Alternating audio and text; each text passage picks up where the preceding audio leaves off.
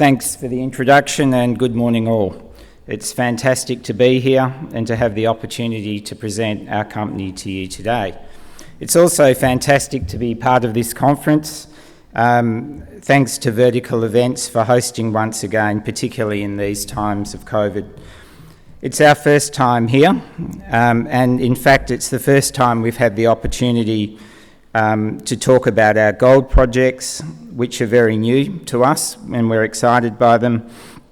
These came into the company late last year through the acquisition of Oracle Mining. So, what do we have?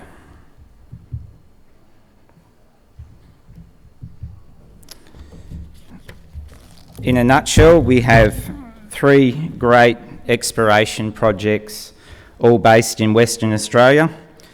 You can see from the map our invincible projects in the central Pilbara area, our Abercrombie project in the Wiluna region, and South Boddington in the Boddington area south of Perth. We believe there's fantastic potential across all of these projects, of which the Abercrombie project is the most advanced. So let's firstly look at that one.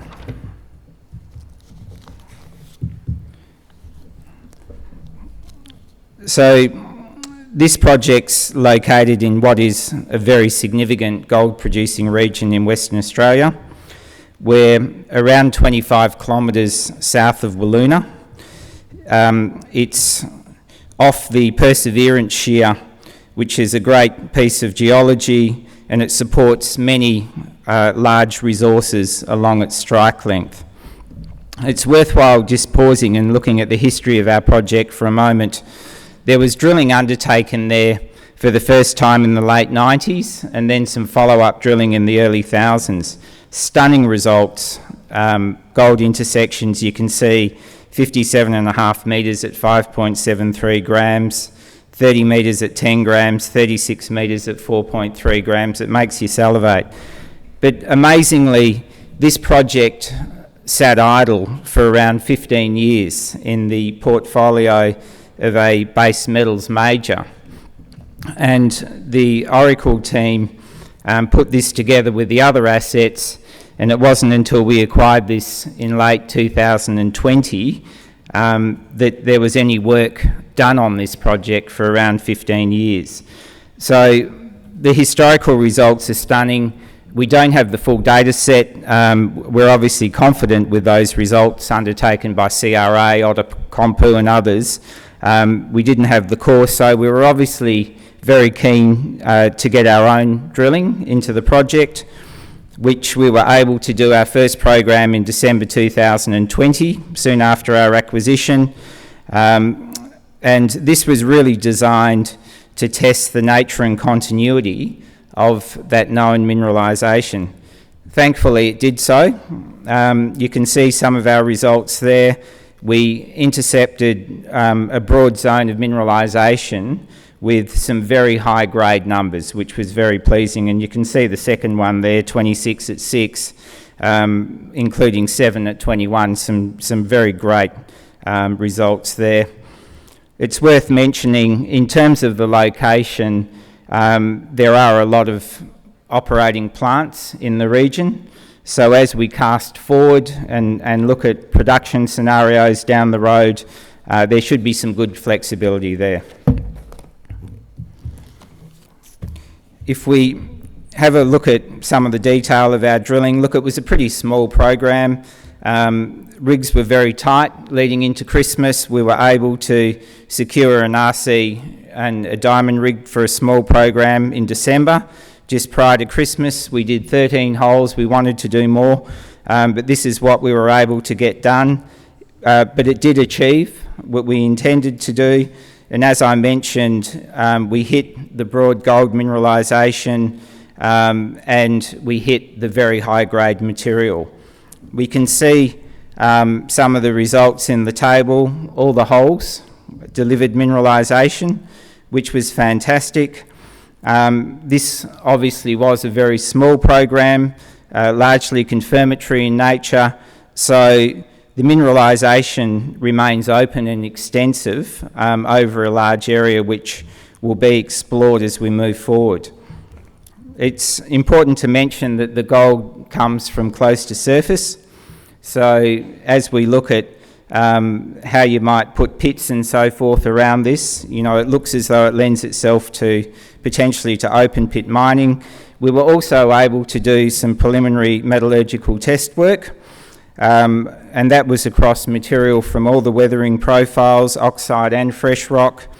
And the results from that were very pleasing. It shows that the gold ore looks to be amenable to conventional carbon in leach processing, with high gold recoveries achieved, and very pleasingly the fresh rock material, which was the highest grade material, delivered the highest recoveries there of over 95%. So all in all, very encouraging, still early days from the drill program, but you know, we see great potential across this asset. Looking at the mineralisation, we're seeing two broadly defined, steeply dipping northeast mineralised zones. You can see on the diagram the L1 section is the western lode, the eastern lode in the middle, and then there's more lodes emerging. Within those mineralised envelopes, there's very high grade material, and we expect that as we start to infill the drilling, we'll find a lot more high grade material. Pleasingly, the mineralisation did intersect and present as we thought it would from the historic results. So that gives us a lot of confidence in terms of our modelling and in terms of the data that we have. Quickly looking at a couple of sections and some long sections, we can see here the eastern and the western lodes, two broadly defined, steeply dipping mineralised zones. You can see the high-grade material within each of those. You can see the new lode opening up out to the east. All of this is open at depth as well as along strike, and we know that other deposits within this area have significant mineralisation at depth. So we see this as providing great potential for our work going forward.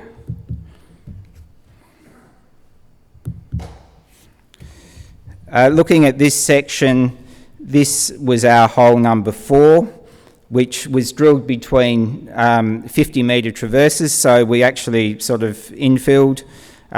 We hit great mineralisation, we hit both of the lodes, so it was an excellent result.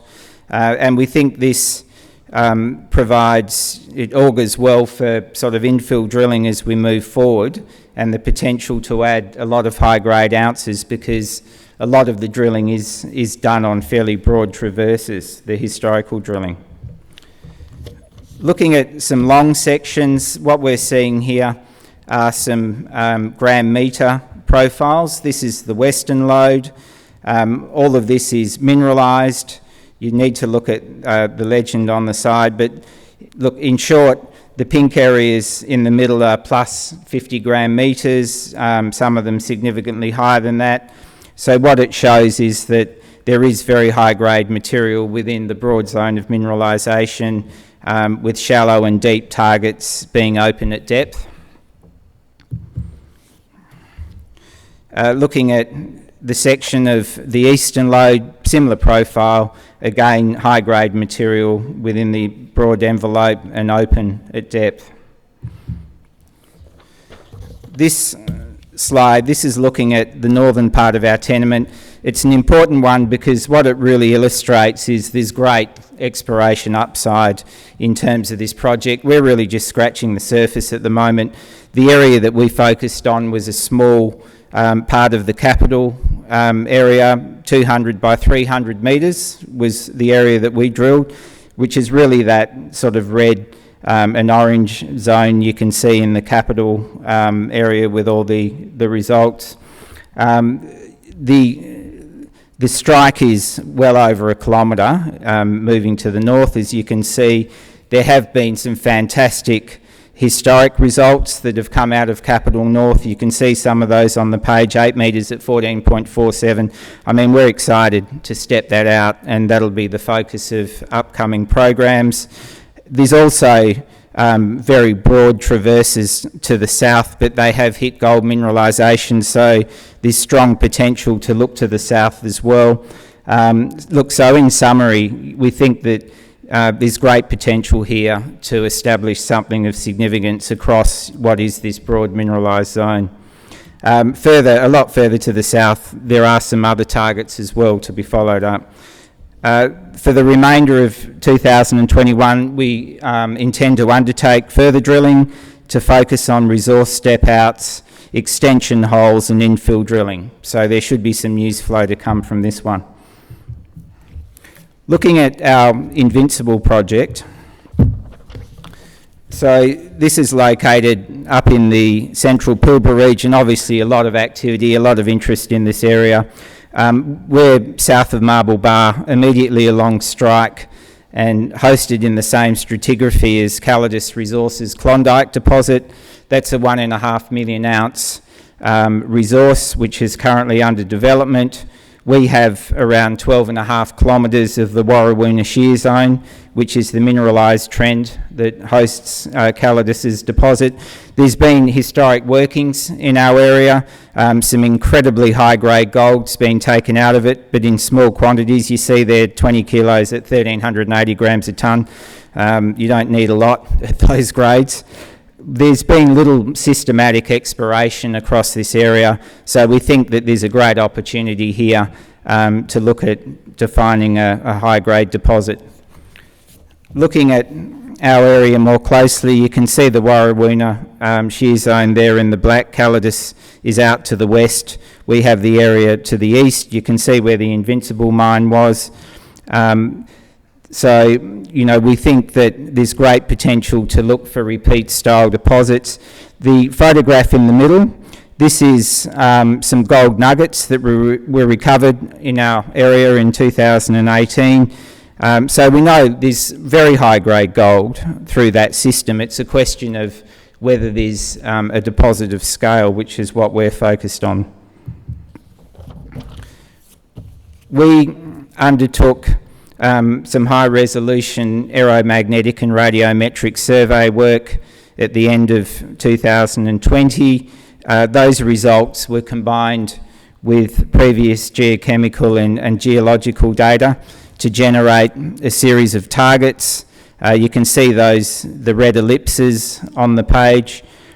So we've got a number of good targets. We're currently doing further field work to field test those with geochemical sampling and further validation work to define what we hope are a series of good targets for drilling. So we expect to undertake that later this year.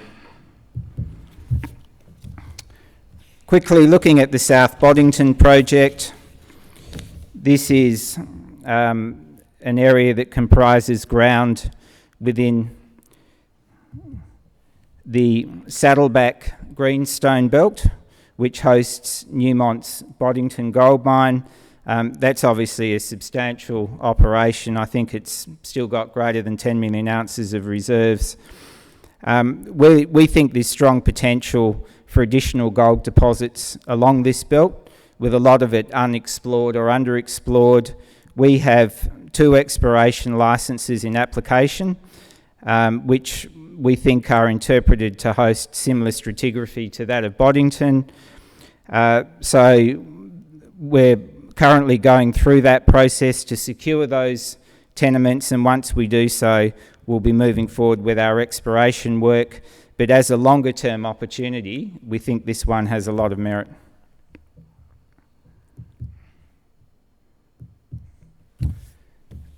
Looking at our work program moving forward, as I mentioned, the focus will be on drilling at Abercrombie soon, with Invincible, further field work and drilling to follow, South Boddington work once those tenements are secured. So look, we're going to remain active through 2021 with some great activity, and we expect to have some great news flow coming from that. In terms of our corporate overview, what's the outtake from this page? It's pretty simple. We're very cheap. if you look at our EV relative to the resource potential of our projects, particularly Abercrombie, we think that there's great value upside in the stock. It's also important to note directors and management are also heavily invested in the company. We're aligned and committed to delivering a great outcome. Looking at the board, John Prenius and John Dawson came on board in October last year following the Oracle acquisition, as did the senior technical team. There's great commercial and technical experience across the team. The Sydney directors, the two Johns, are here at the conference together with Charles Wilkinson, so we'd be pleased to chat to anyone about the project in the coming days. So to sum, why invest? Obviously 3 great gold projects, exploration projects in WA, advanced exploration. Abercrombie has fabulous drilling results with great upside potential. Invincible, obviously very high-grade material in small quantities, but again, well located with great potential.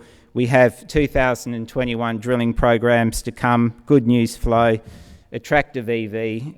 We think it's a great investment opportunity.